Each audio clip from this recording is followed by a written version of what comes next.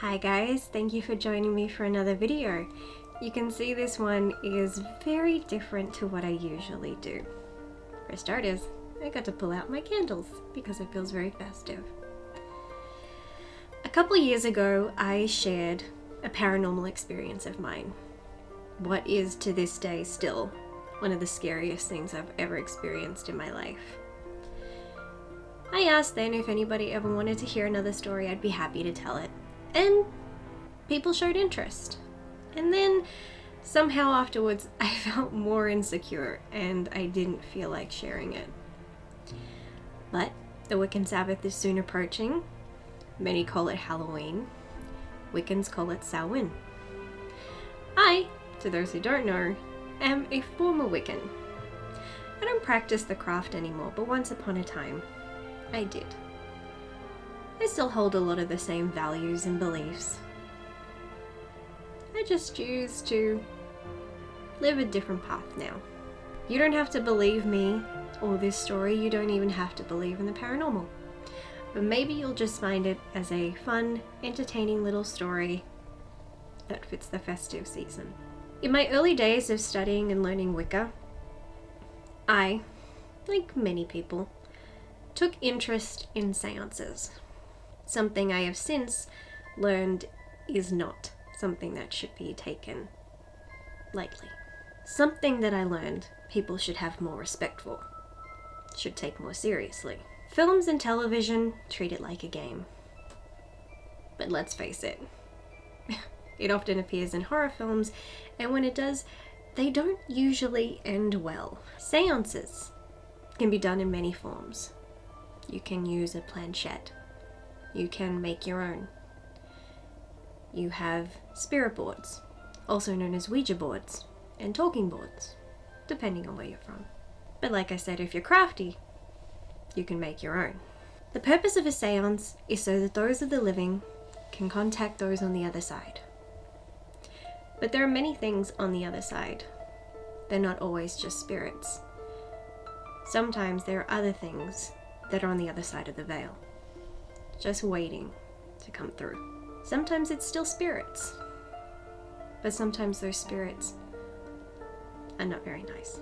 Ever since my first seance experience, I have learned to never do another seance. One, if I was to do one, I would much prefer to do so with someone who was experienced, who knew how to call forth their guardians and protectors, who knew how to repel negative energy and to only welcome in the positive.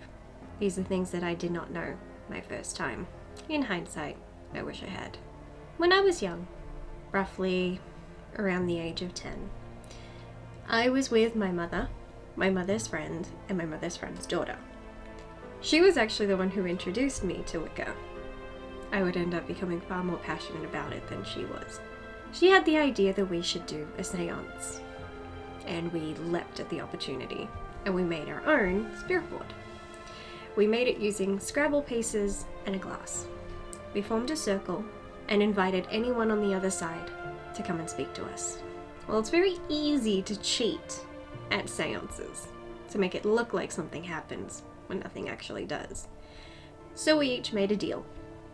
We would each take turns taking our finger off the glass to make sure that nobody was cheating, that nobody was actually pushing the glass. We each took our turn, but each time the glass kept moving.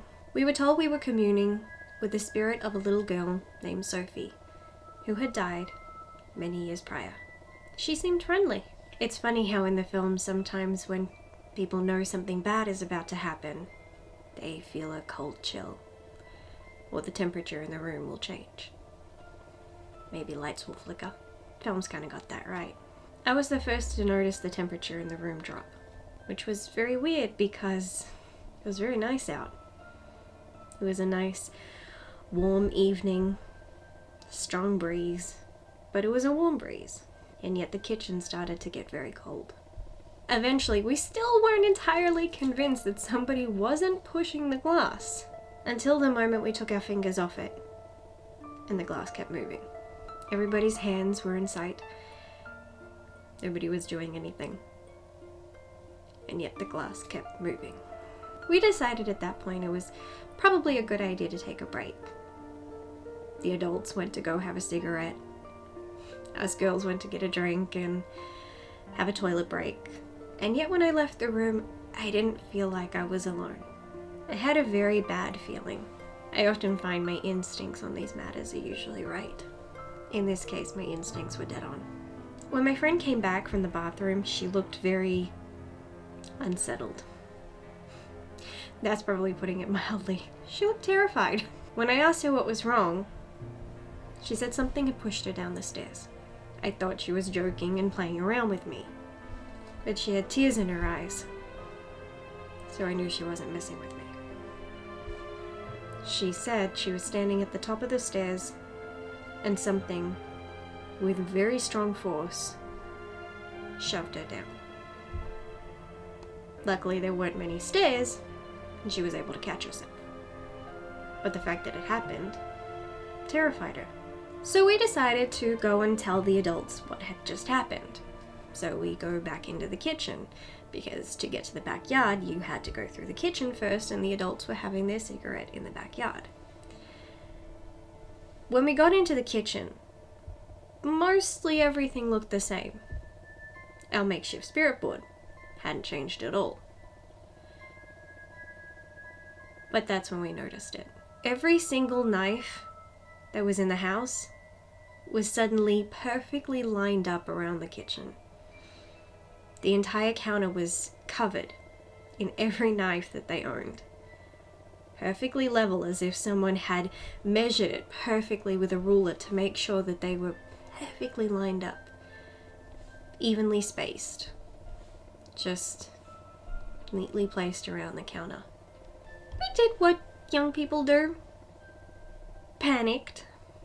Screamed internally. And then ran to get our parents. We told them what had happened, and the first thing we did was accuse them of playing a nasty little prank on us young girls. But there they were, halfway through a cigarette. Couldn't have possibly been them. We would have smelt the cigarette smoke in the house. We also would have heard them, and we didn't hear anything. Seriously, from where we were was just on the other side of the kitchen. The door was wide open. We would have heard drawers opening, cupboards opening, cutlery moving. We didn't hear anything. And we would have heard them coming in from outside. And we didn't. So then, of course, they asked if it was us. If we were playing a prank on them. But then they came in. And they saw the knives. And considering she was about 13 years old and I was about 9 or 10, I don't think children of that age are able to perfectly measure and line up sharp pointing knives in just a couple of minutes. So even the parents started to freak out. So we had two options. End the seance, close the circle, or continue.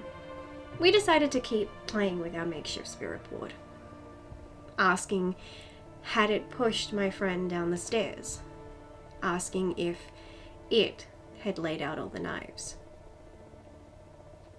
Both times it said yes. Unless the little girl we were talking to was the little girl from the bad seed and is a psychopath that goes around killing people, I suddenly was starting to think that this little girl named Sophie maybe wasn't a little girl named Sophie. And so I decided to ask. I asked if its name was really Sophie. It said no. I asked if it was really a little girl who had died. It said no. And then I asked a question that maybe at the time I wish I hadn't asked. I asked, do you mean us harm? It said yes. That's when I turned to look at my friend who, while older than me, was probably the most scared person at the table. Me seeming to keep most of my fear in check. I was more intrigued than I was scared. I'm not sure why. I didn't feel as threatened as I should have. Maybe I should have. When I looked at her face, I obviously wasn't the only one who saw it, because myself and the adults just about had a heart attack. We watched as slowly my friend's face morphed into something old. It looked like her, but it wasn't her. She looked older. She looked wrinkled, and her hair was grey. It's like she'd aged right in front of us. Looking back, I still don't understand what happened. I don't know what it was, and I don't know what it meant, but we each saw it. At that point, it was late, and we thought it was probably a good idea to end this. My friend knew the words to say to close the seance, so she said them. We blew out the candles. We packed everything up. And yet that chill was still in the air. It was getting warmer, but I didn't feel like whatever it was completely went away, and maybe it never did. For the next week, I constantly felt like something was following me. I was always looking over my shoulder, even at school, even during the day. I was looking over my shoulder, feeling like something was just hovering and watching me. I didn't feel scared, but it's that sensation you get when you just know someone's behind you. You just know someone is looking in your direction, and that's how I felt for days. Until it eventually just stopped and went away. Over the years, I had many friends who knew I was a practicing Wiccan and knew that I studied all those spooky things. And also knew that I just liked spooky things. Who at any time there was a sleepover would always ask me, "Ashley, will you help us do a seance?" To which I would always say, "Hell fucking no." I'd done enough research on seances after my personal experience to know never to do it again. I don't think that I'm equipped. I, even with enough knowledge, didn't think that it was smart. Seances are a tool. They are not a game. And while companies may manufacture spirit boards and sell them as silly games for people to play, they're not games. People get hurt. In fact, it's not the first time someone in my family was affected by a seance. After we performed this seance, my mom told me that many years long before I was born, her mother and her aunts and some friends, many decades ago, had decided to do a seance. And they were talking to someone. This person had a name, but I don't remember what it was. It was a very long time ago when I was told this story. But essentially, everybody who was participating thought it was a joke. They didn't take it seriously and thought somebody was just playing a prank, as most people tend to do, because most of the time, somebody is playing a prank on you. This one wasn't a prank. They didn't believe in what they were speaking to. They didn't believe that it had power, so they kept taunting it, demanding that it prove its power, prove its presence. That's when their table began shaking and moved far away from where they were. Naturally, they got a bit of a shock, but still didn't believe it. They still thought it was a prank. Until one of my great aunts. She'd been the most skeptical. She'd been the one doing the most taunting. So everybody was quite shocked and horrified.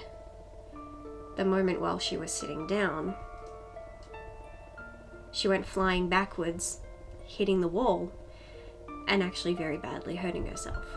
According to my aunt, she felt somebody shove her with brute strength she felt the force send her backwards while she was still in the chair. And everybody saw it. They saw it didn't look as though somebody had pulled her. There was nobody behind her. Nobody could have kicked from under the chair because it looked as though something pushed against her chest. She almost ended up suffering from a concussion. Luckily, she was okay, just a little banged up.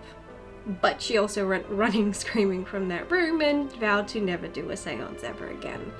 And they all stopped the seance after that. Whether because they believed what they saw, maybe they stopped having fun, or maybe parties just get a little spoiled when people start getting injured. Either way, I learned a long time ago to take seances seriously. I believe in the power that they hold. But I believe that even if we do know what we're doing, we can't control what's on the other side. And we can't control what comes through and decides to speak to us. And sometimes what speaks to us and comes through doesn't have good intentions. So maybe the best idea is to just leave well enough alone. Don't play around with things you don't understand. Not even as a joke. Because maybe someone could get hurt. And even if you don't believe it, and you think everything that I've said is absolute nonsense, isn't it better to not risk it? With that said, that is the end of my story. And I hope I don't have another one for you in the future. This was actually my first paranormal experience, and while nowhere near as traumatizing as the last, I hope that you found it somewhat entertaining and maybe a little educational, but mostly entertaining for the Halloween season. If you have a paranormal experience that you would like to share, I would love to hear it. So please post it down in the comment section below and I would be happy to read it. Remember, I don't expect you to believe anything that I'm saying today, but it was true enough for me. That's all you need to know. So with that, be safe, be happy, look after yourselves, have a happy and festive Halloween, and I will see you in the next video.